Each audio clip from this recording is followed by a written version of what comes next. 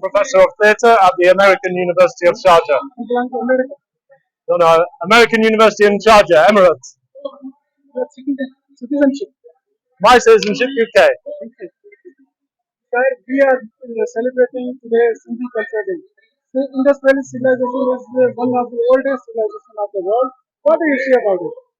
I think it's fantastic. I'm very interested in ancient cultures. I was recently in Uzbekistan, looking at some of the old masjids there, and I've come here this weekend to give some arts workshops. I work as a theatre lecturer and professor, so I've just been teaching some workshops, and it's just a beautiful coincidence that it coincides with Sindhi Culture Day. I'm very happy to see it. Do you have any message to Sindhi people for Sindhi culture? I would say keep celebrating your culture. It's a beautiful one. It's my first time in Pakistan, and one of the things I'm really impressed by is how integrated all of the cultures are and how unique they are. Whether it's Sindhi, Punjabi, as anything else, I think it's great that everybody can celebrate on their own, but also come together.